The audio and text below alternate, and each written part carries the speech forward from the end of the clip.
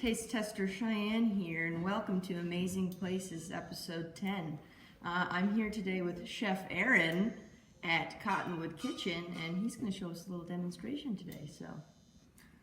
Hi guys, Chef Aaron here, and before we jump into today's demonstration, I just wanted to take a moment to kind of get some of our thank yous out of the way.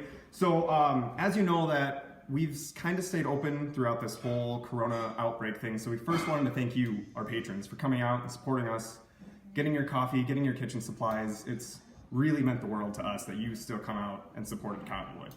Right along with that, Cottonwood wouldn't run nearly as smoothly as it would without our team that we have here. So let's go say hi to them quick.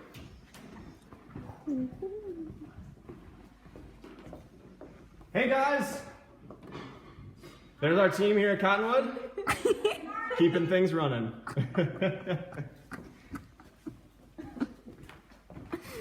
And then lastly, I really wanted to thank Jeff and Jessica Geraltz.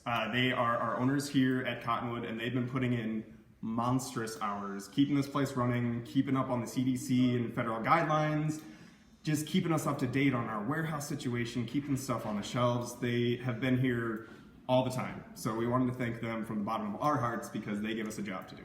So without any more ado, I think we can jump into our demonstration. So what we're gonna do today is we're gonna show you a very simple dessert sauce that you can make with, I would imagine, what you have in your pantry right now, because I'm guessing there's some things like fruit that are a little hard to come by right now. So we're gonna make this dessert sauce with preservatives. So right here we've got a cup of water, about 3/4 of a cup of strawberry preservatives. We've got about 2 tablespoons of sugar, about a teaspoon, maybe a teaspoon and a half of apple pie spice. And then here we've got a little bit of 151 rum, a little bit of triple sec, and then we've got some butter and cornstarch that we'll go over a little bit later. So first off, we're gonna get our preservatives in the pan here. Now I've got this heating up a little bit, but now we're gonna crank up our heat. It's pretty fancy. Now the goal here is we're gonna take these preservatives and kind of thin them down a little bit with our water.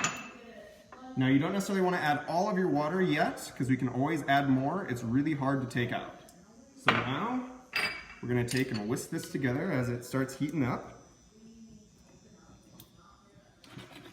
I'll let that get a little more heat on it.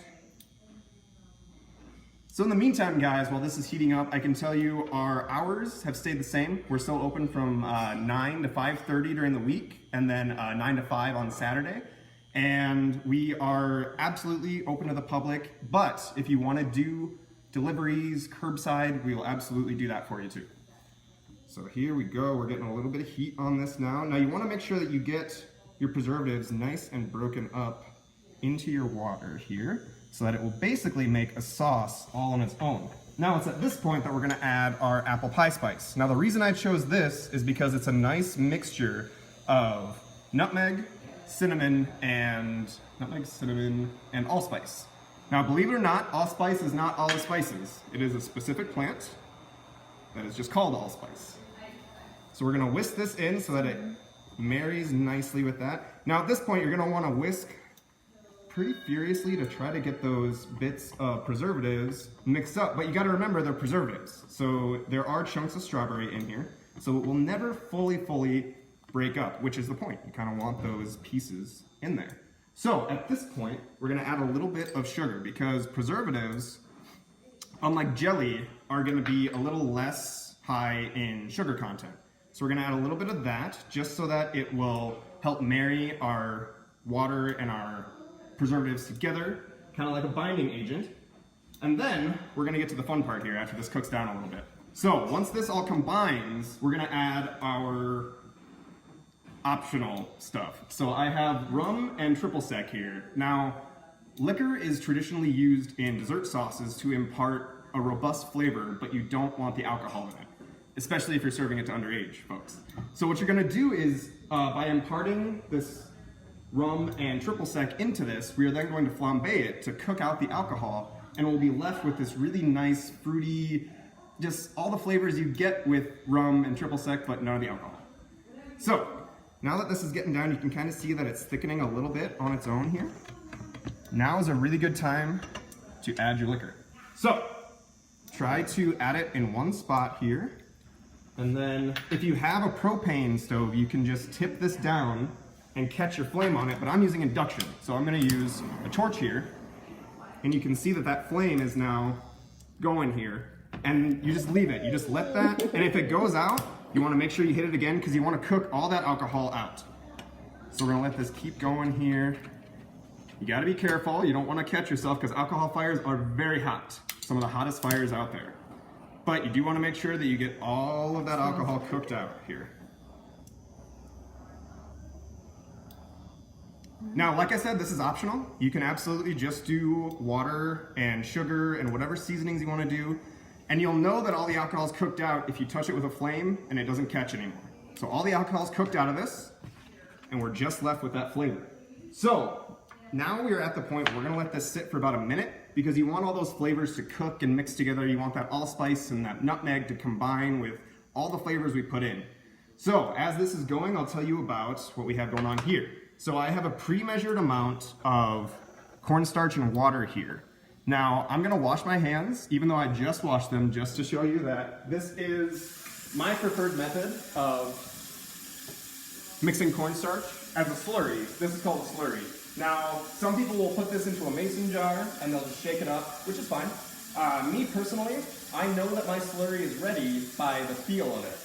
Now, if you have your slurry and if you've worked with like glue paste like you'd use during paper mache, if you mix your slurry properly with your hands, it should almost feel like that paste. It should be a little tacky almost.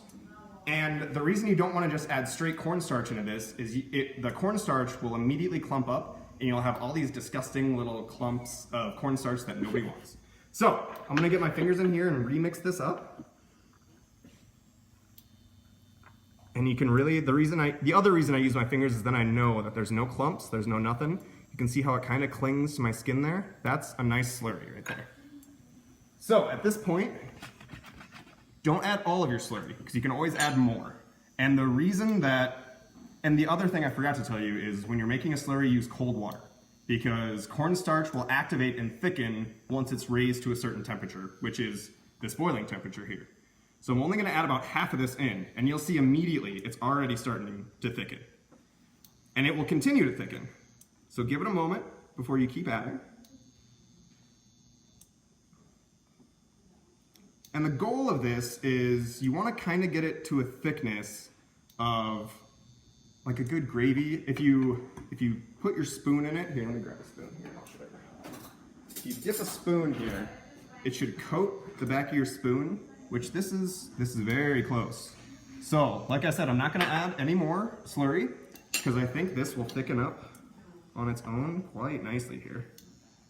So you can see if you tilt your pan here, it's gonna be a lot more sluggish, means it's thickening quite nicely. Now, the last thing you want to do is taste it, obviously. So we're gonna take a little taste test here, and that's why I have this butter here.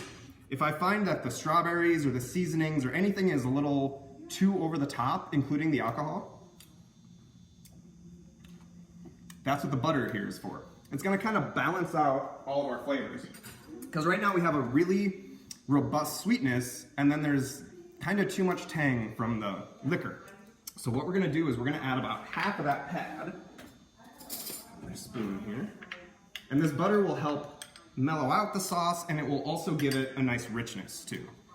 Now, at this point, you also want to reduce your heat, because as I keep adding too much heat to this, it's going to thicken too far, and I'm going to be stuck with a pudding, basically, which nobody wants.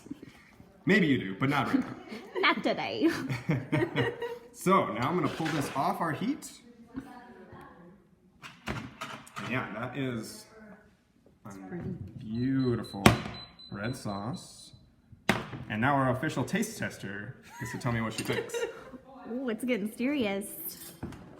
Thank you.